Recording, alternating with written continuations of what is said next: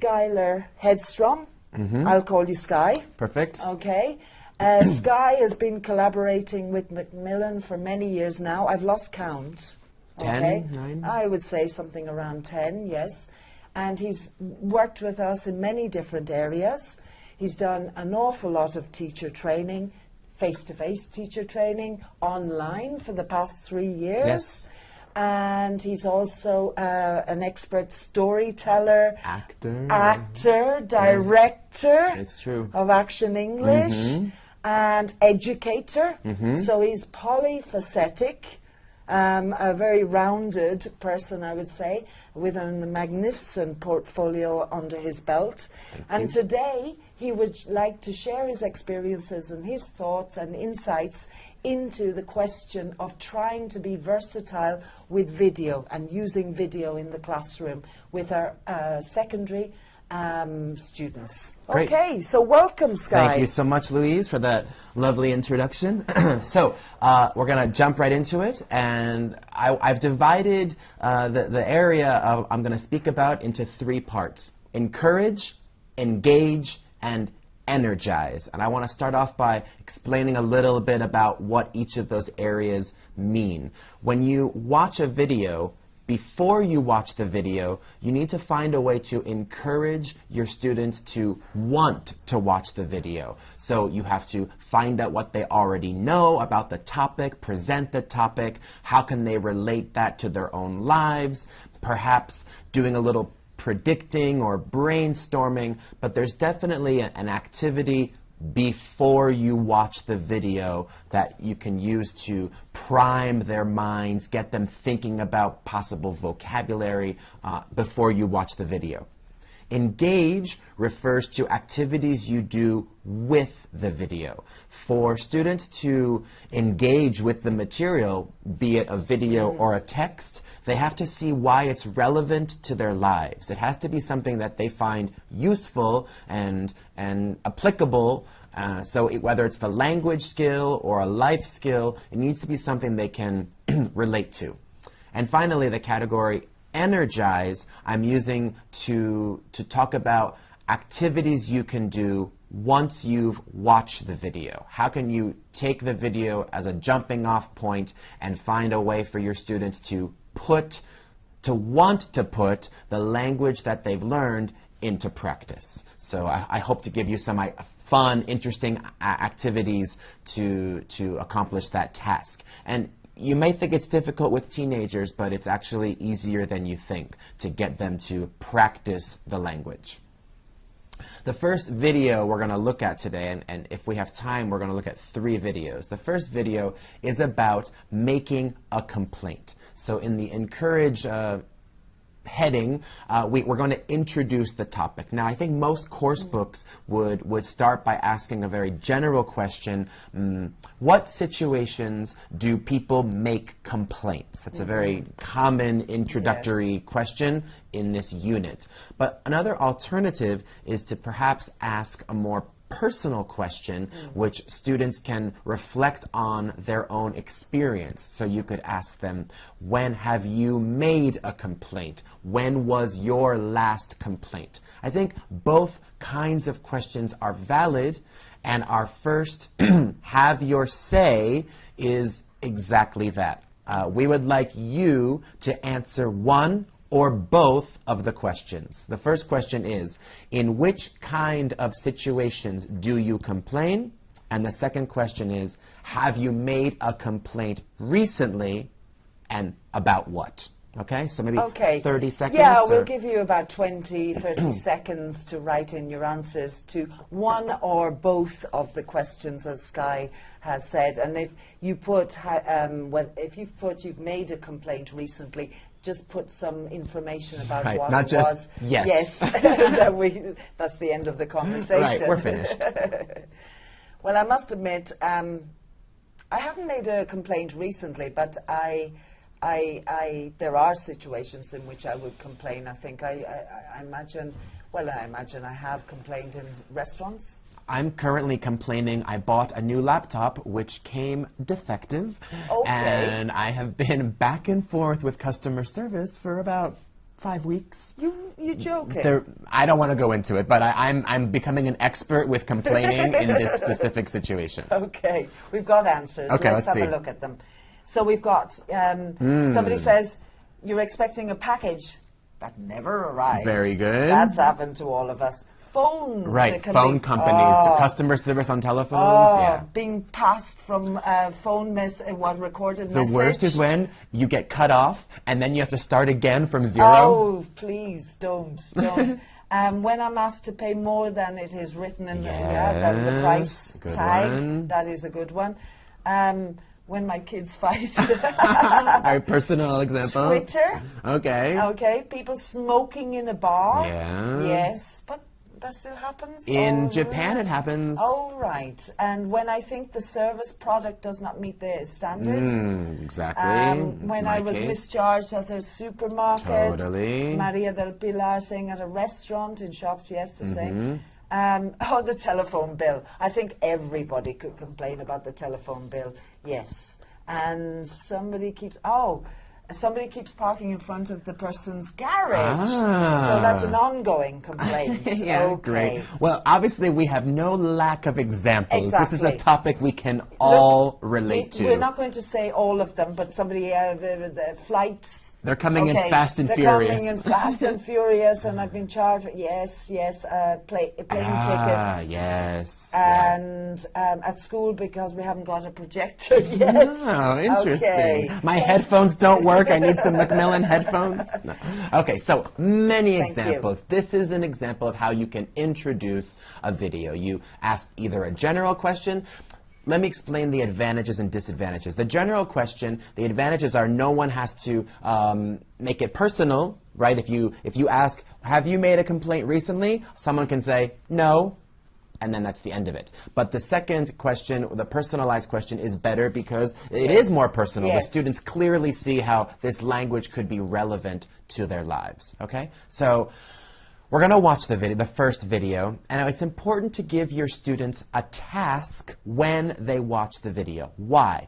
Whether they're watching a video or reading a text for the first time, basically their brain is trying to process the information. They're trying to understand what the text is about. And it's great to give them a bit of a framework, a bit of scaffolding. What are you looking for? So here in this video, I have chosen 3 questions that I would like you to think about while you watch the video. The first question, what does the girl complain about?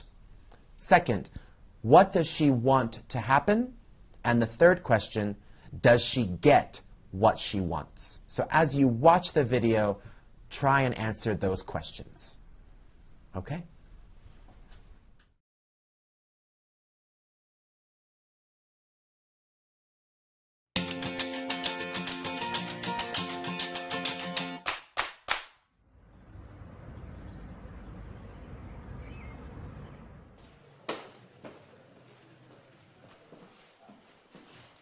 Hello, can I help you? Yes, I bought this charger yesterday, but there's a problem with it. Oh dear. What's the matter with it? I'm not sure, but it doesn't work properly. Okay, have you got the receipt? Yes, here it is. Would you like to exchange it for a new one? No, I'd rather have a refund, if that's okay. Yes, of course. Here you are. Thanks for your help. No worries. Bye. Okay, so hopefully we know the answers to the questions. What does the girl complain about? She's complaining about her charger, her mobile phone charger. What does she want to happen? Well, I think when you make this kind of complaint, it's one of 2 things. You either want to exchange the product or you want a refund, and in this particular example, she wants a refund. And the third question, does she get what she wants? Yes. The man, the boy working behind the counter does give her a refund, okay? Now, you may want to talk about complaining you use the video as a way to now engage with the language. Complaining is a skill that we all could develop, adults, students, Yes. the life skill, it's important. So I found this list. This is from WikiHow, and also the New Zealand Consumer Protection Agency has made this nice 6-point rubric of how to complain successfully. Step 1, complain right away. Step 2, find someone who can help. Step 3, state your problem and your desired outcome. Step 4, smile. Step 5, expect questions.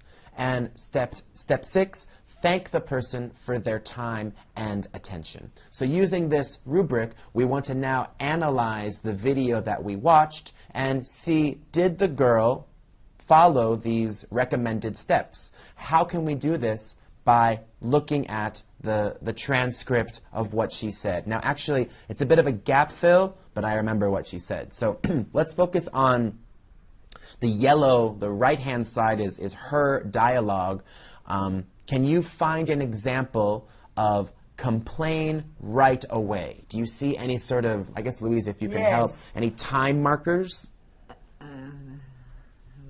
Oh, yeah, yesterday. Exactly. She says, I bought this charger yesterday. So I think if you bought it yesterday and you're in the store today, that's pretty good. Good, right? Okay, so yes. Find someone who can help. Well, she is in the store, right? Face to face with the man. Number 3, state your problem and your desired outcome. Yes. The problem, it doesn't work. Perfect. There's a problem. It doesn't work properly. Great. Smile. Well, you have to remember, I think she smiled briefly at the end. So there was but she wasn't rude. She wasn't rude. In fact, there's some language here where she's quite polite. She says, if that's okay, I'd rather have a refund. If that's okay. If that's okay. So she's certainly using polite language. Expect questions. Yeah, he says, have you got the receipt? She says, yes, here it is. Anticipate. Totally. Maybe she's anticipating, would you like to exchange it? She says, no, I would rather have a refund. So definitely. And the final step, thank the person for their time and attention. Yes. She says, thanks for your help. So you watch the video, and now you're engaging with the text, with this list of tips. And the last thing to do would be to put it into practice. So you would have your students use the examples from before, the examples that everyone gave us, like your phone company, a restaurant, airline tickets, and pardon me, and put it into practice. Now, I think the most common way would be to put your students in pairs. One person is the shop assistant, one person is the unhappy customer. But my recommendation is to put your students into groups of 3. Unhappy customer, shop assistant, and observer. And the role of the observer is to, well, observe, but also give feedback on what they say. So this third person can be maybe checking the list of the 6 steps. Like, did she say thank you? Did she smile? Also, maybe writing down any language that they heard, or good use or bad use of language. And in general, just giving feedback on how his or her classmates did with the exercise. So it's kind of that will help them when they come to do it. Totally. And then you can rotate, and another person can be the observer. Another way to do this exercise is by, depending on the level of your students, you can have them purely improvise, or you can write some of the key dialogue on pieces of paper. And Louise and I are going to do this now. Really? I have written some key expressions on papers. These 4 are yours. These 4 are mine. I'm the unhappy customer. You are the sales assistant. And basically how this works is we improvise a dialogue, but we're trying to find ways to incorporate what's on the paper into the dialogue. And once we've said it, we put it face down. Okay? So let's see now. Hello. Hello. Yes. Sorry, how can I help you? Yes, I bought this coffee maker and there's a problem. Oh, what's the matter with it? I'm not sure, but it's broken. Would you like to exchange it? Yes, that would be a great option. I have the receipt. Okay. Here you go. Thank you very much. Here's the coffee Thank you maker. very much. Is there anything else? No, that's all. Thanks for your help. Thank you. Goodbye. Perfect. Okay, so we have on the, thank you so much, we have written down the key expressions, and it's kind of a help for your students to not, if they don't want to purely improvise, they have this as a crutch. Okay, so the next video we're going to watch, I'm going to do a different kind of introduction. So with the first video, we asked you to think about situations where you complain. Another way to encourage your students to get them interested is a brainstorming activity. So my question, this is a have your say. Please send us your answers. What do the following have in common? Fire, earthquake, car accident. Okay, and so you just write keywords. Exactly. What do you think they have in common? One thing that they have in common, for example. If you can think of two, of course, write it in as well. Okay, what do they have in common? Fire, earthquake, I don't want to give away the cars. answers, I but... know, but I'm starting to wonder. Victims? Victims, yes. Disasters? Yes, good. Someone crying? Oh. And unfortunate events, which is Yeah, hospital. good. Hospital, that's a good one. Going to the hospital, Okay. very good. Excellent. Anything else? Disaster, disaster. Natural disaster, yeah. Yes. And You need somebody needs help. Good. Thank you.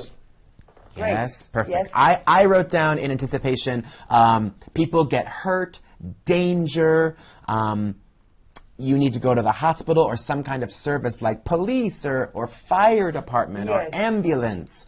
Hospital I wrote down. So you would, well, actually, you can do this digitally, or you could have written on the board these three key words: fire, earthquake, car accident. And then as students are brainstorming their ideas, you're writing all of this vocabulary on the board. You're not only introducing the topic, but you're also getting some key vocabulary. Things like, sorry, yes? No, because there's one other, and I think it's quite a good one, and I want to mention it. Unexpected. Ah, good. That's Yes. they're thinking very closely That's there. Yes. true. That's true.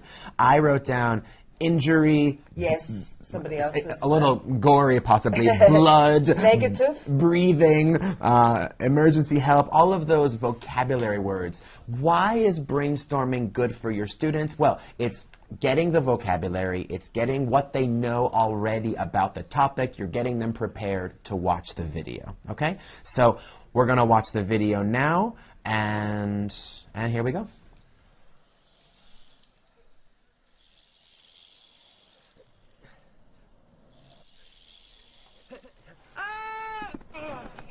Oh no, quick!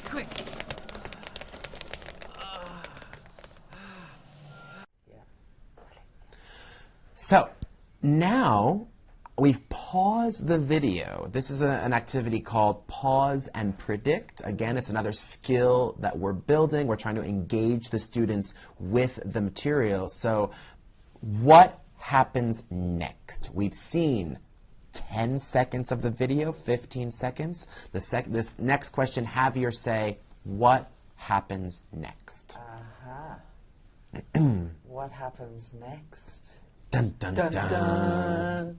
Superman turns up and saves the day. Can you imagine? Or like a total non sequitur. Like, they go to the movies. No. It was a joke. We didn't mean it. Yeah, right? The director comes out, cut, cut. Okay. So we just saw someone have an accident. What would be a logical next step? The boys take their friend to the hospital. Good. All friends try to help him. Yes. Oh, he gets up and he's fine. That's That's also a very possible answer, yeah? They call 911. Good. The emergency services. Yes. Friends call Call an an ambulance. If it's a joke, well, he's okay. Oh, that's so true. It could yes, be a joke. It Yeah. could be.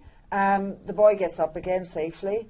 And so some people don't believe this. We have 50% say call an ambulance and Yeah. 50% say he's fine. And one person says the leg is broken, so he's got off. Pretty likely, I think. Okay, so this is great because you're checking to make sure that the pause and predict strategy is great because you're checking to see have the students understood what's going on so far? Again, you're using more language. You can even, hopefully, have your students say things like, perhaps, or he could be, he might be, they could, they may, I think they will, I think he will. All of that predictive language, it's great to be using in this situation, in addition to preparing them for the video. So now what we're going to do is we're going to watch the second part of the video.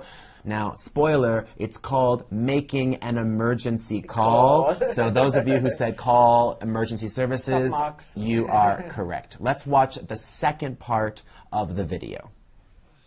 Emergency services, which service do you require? Ambulance, please. What's the problem? Tell me exactly what has happened. There's been an accident. A boy has crashed his bike. Okay, when did this happen? About 2 minutes ago. I've just seen it. All right, and where are you exactly? I'm at the skate park. Sorry, can you say that again? Yes, I'm at the skate park. It's on Howard Street. Okay, an ambulance is on the way. Great, thanks. Please hold on while I explain what you should do next. Is he conscious? Yes, I think so. Okay, so they called emergency services, and now we want to focus on the language. So we have two possible language activities here. At the top, it's a gap fill, where you're filling in the missing information, and at the bottom, it's choose the correct answer. They're sort of similar words that maybe your students think could work, but one of them is better in this particular situation.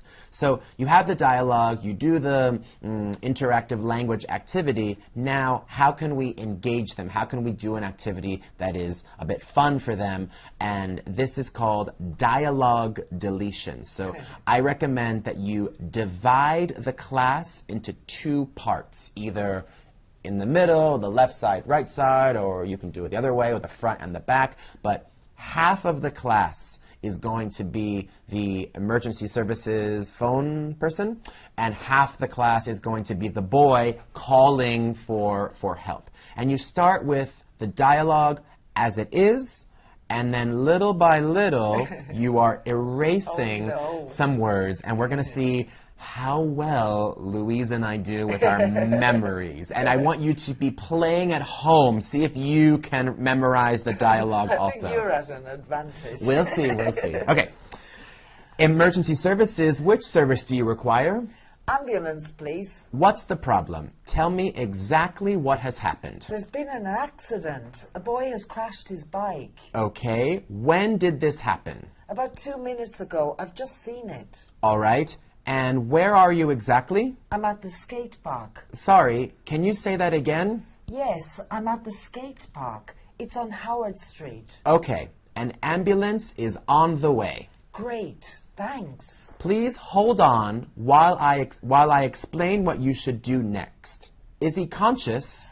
Yes, I think so. Good. And the first round, if this were on the board, you could erase, but if it's digitally, you just go to the next slide, and with shapes, you block out a couple of words. Emergency services, which service do you require? Ambulance, please. What's the problem? Tell me exactly what has happened. There's been an accident. A boy has crashed his bike. Okay. When did this happen? About 2 minutes ago. I've just seen it. Good. All right. And where are you exactly? I'm at the skate park. Sorry, can you say that again? Yes, I'm at the skate park. It's on Howard Street. Okay. An ambulance is on the way. Great. Thanks. Please hold on while I explain what you should do next. Is he conscious? Yes, I think so. All right. Testing our memories more. Oh, Emergency services. Which service do you require? Ambulance, please. What's the problem? Tell me exactly what has happened. There's been an accident. A boy has crashed his bike. Okay. When did it happen? About 2 minutes ago. I've just seen it. All right. And where are you exactly? I'm at the skate park. Sorry, can you say that again?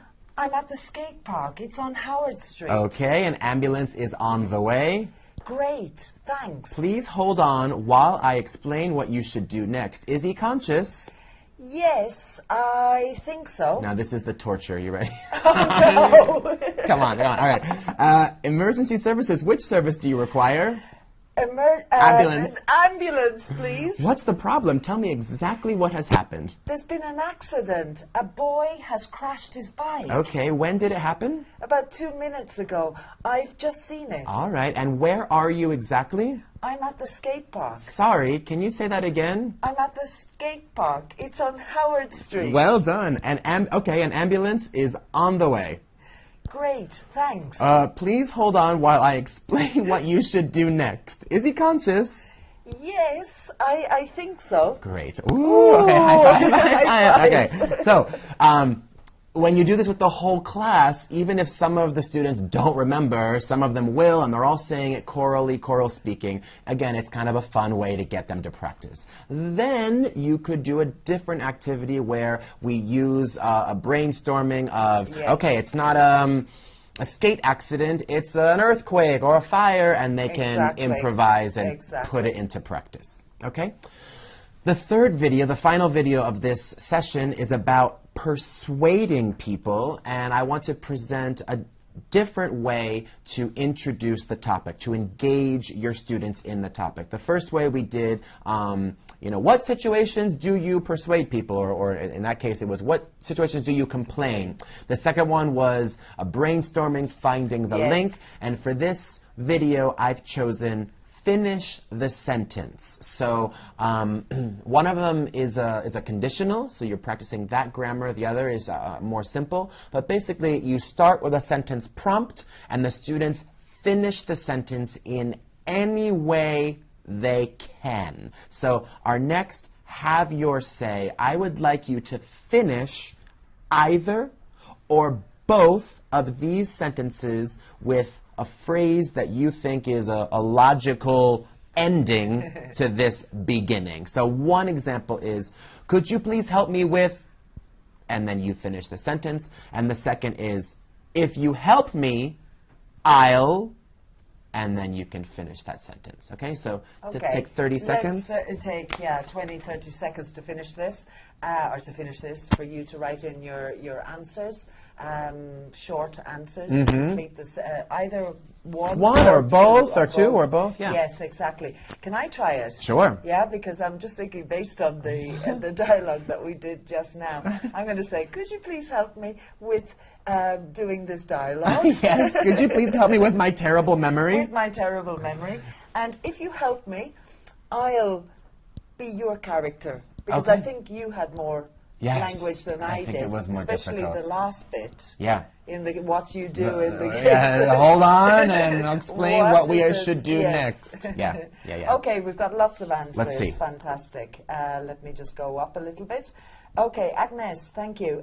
This maths homework. So could you please help me with this maths homework? Yep. Or French homework. Yep. Great. Could you please help me with these bags? Good. Okay, carrying them. Yes. Could you, if you help me, I'll give you a lift home. Nice. Very nice. You're very, very good person, good citizen. This is my luggage. Be so thankful. Yeah, could you please help me with my luggage. luggage? If you help me, I'll be so thankful. And My homework. my homework, this umbrella, could you please help me with this umbrella? I know how you feel. If you help me, I'll open this up. Yes. The suitcases. And if you help me, I'll reward you. And could you help me with my homework? And if you do, I'll be quiet. So that's a nice one. That's a good one to teach the students. And could you help me with, please help me with the washing up? And if you do, I'll go to the concert with you. Oh, how Great. nice. These are there all- are lots, they're all great. Yeah, There's perfect. a maths problem, I'll help you with your English. Fantastic. So with Thank this you. exercise, I have two goals. One is the language goal, again, of you're reviewing first conditional, you're reviewing some vocabulary, you're showing language that you use when you're asking someone for a favor, when you're trying to persuade. It's all of an introduction to the video, and you're also both, it's general and personal. You're asking, in general, how could you finish this sentence? But I think people would tend to fill it with personal experience. I think so. Excuse me. So we're trying to relate the activity to the students' lives. They're going to give answers that they would probably say, right? I mean, you could invent something ridiculous. If you help me, I'll buy you a new house. But I think that probably we would say things that we would actually say. So again, it's an introduction to the video. Now, we're going to watch the video. Like the first video, I'm going to give you a task, 2 questions while you're watching. The first question is, why doesn't the girl want to help the boy? And the second question, does he manage to persuade her? So watch the video and see if you can answer those 2 questions.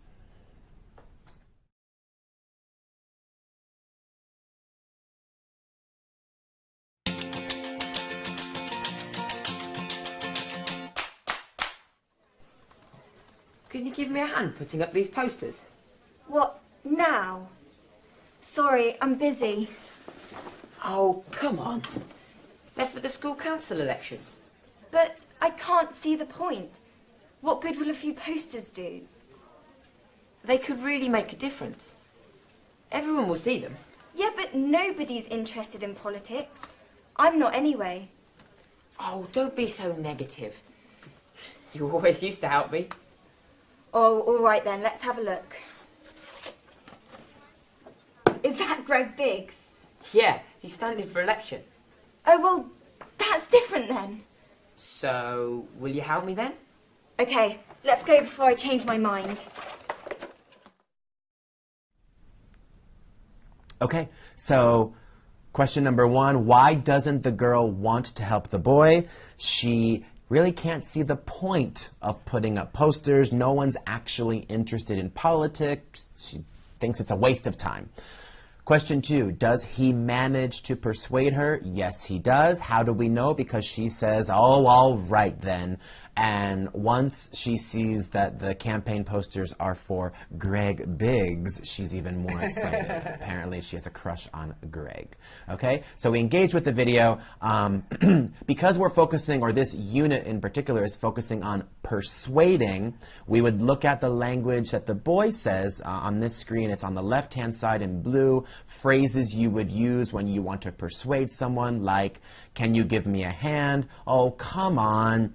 It could really make a difference. You always used to help me. A bit of guilt in there. So you will help me then? Like checking. You could even focus on inflection. I didn't even think of this, but yeah, the way absolutely. the way you say intonation, the way you say it. So you'll help me then? Yeah. Oh, come on. I think like Persuasion requires a varied tone. Totally. I had just thought of that now.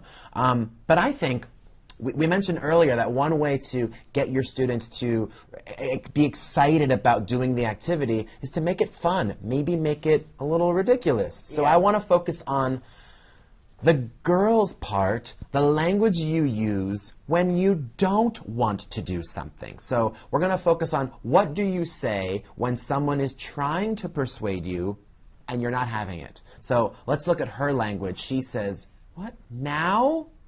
And then she makes an excuse, sorry, I'm busy. But I can't see the point. Another excuse. What good will campaign posters do? Yeah, but, okay. Yeah. Or like, I would, but. Finally, she gives in, oh, all right then. And the final thing, let's go before I change my mind. Now, I've also come up with other typical expressions you use when you don't want to do something. Things like, I'd love to, but, I wish I could, but, I can't tonight. Excuses like, I'm really busy today. I said I'd help my mom. I'm washing my hair. I have lots of homework. I'm taking the dog for a walk. Totally. It's my mother's birthday. Fill in your excuses there. And then, as a role play activity, rather than pick realistic situations, I thought it could be fun to invent situations that were a bit exaggerated and silly, a bit more imaginative, a bit more playful. So here are the ideas I thought of. Okay. Can you help me wash my family's 5 dogs this afternoon? Things clearly nobody would want to do. Oh, man, unless you love dogs. Could you help me babysit my 2 10-year-old cousins this weekend? This weekend is like the whole weekend. The person is trying to get out of it. Yeah, yes. Help me. Could you lend me 3,000 euros? Okay, not just 10 euros, but 3,000.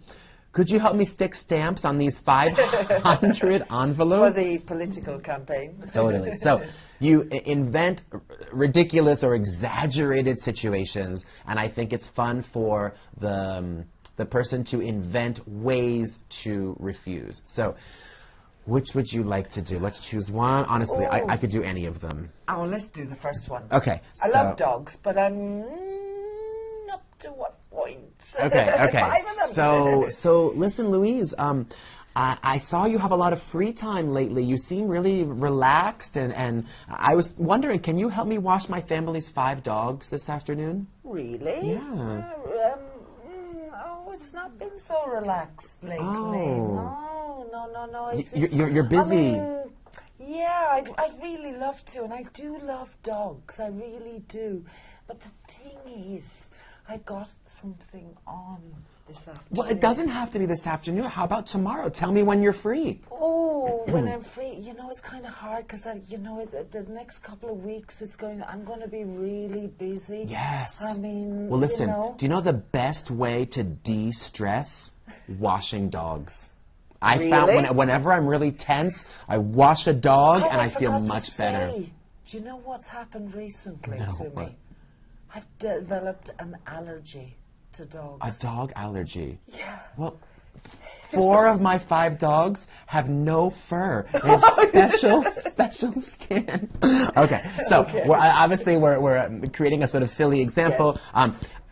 As Louise said in the beginning, I also work in theater and teach theater, so I thought of a way to make it a bit more theatrical. You could write on pieces of paper some verbs and give them to students if they perform and say, okay, in this scene, you have to beg.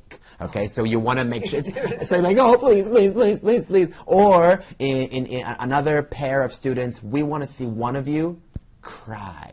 It depends on the level of acting ability, but I imagine 1 or 2 of your students would want to be a bit of the class clown and do this. Threaten. Threaten is great. You teach some language, like if you don't do this, I will, right? First conditional. And then negotiate. So, all right, I'll wash your dogs, but you need to blah, blah, blah. Okay, so bring in a bit more theater and perhaps a bit more language.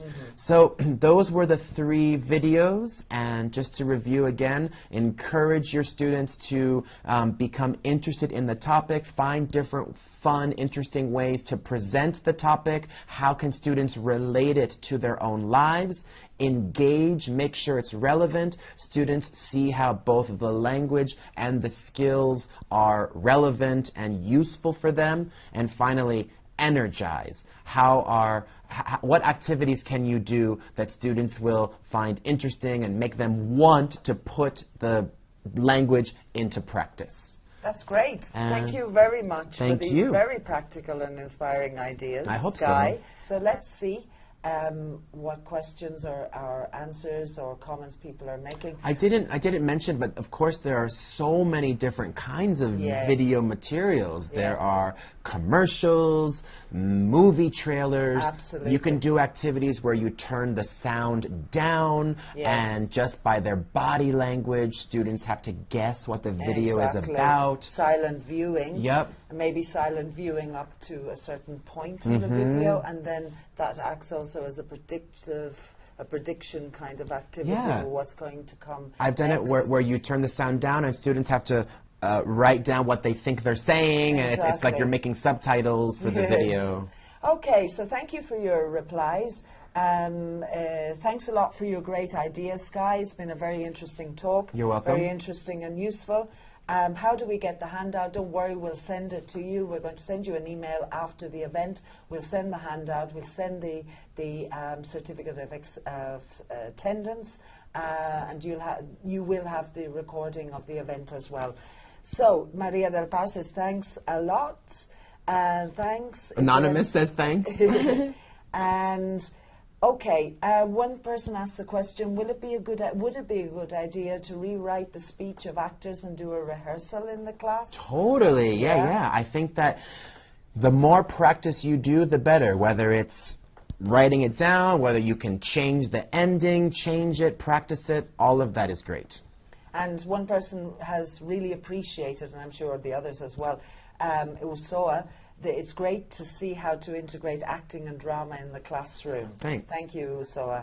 And let's see if there's any other questions or comments. No? Everybody's saying very interesting. Thanks a lot. Oh, someone wrote, recreate the scene in a little video. I love it. Now, I know we're not supposed to use mobile phones in class, but I do sometimes say, I never want to use my phone and record them, but I'll have a student use their phone and record each other, because I don't know if it's weird if I have a video of students, but I'll say, like, somebody grab your phone, they can record each other, and it's great to watch. It's embarrassing, but it's great to watch yourself, because you maybe are pronouncing things incorrectly, or you catch mistakes that you wouldn't normally catch. Exactly. No, making little videos is great. Yes. Okay, well, thank you very much, Sky. Okay. It's been a real pleasure. You're welcome. Once again. Thank you for your participation with me with the memorization. I enjoyed it. Okay, thank good. you very much. We hope that you have found these teacher training videos of real use and relevance to your classes. We would like to remind you that you can find many more practical teaching ideas and tips, articles and video clips in Macmillan Advantage. Don't miss this opportunity to continue your professional development.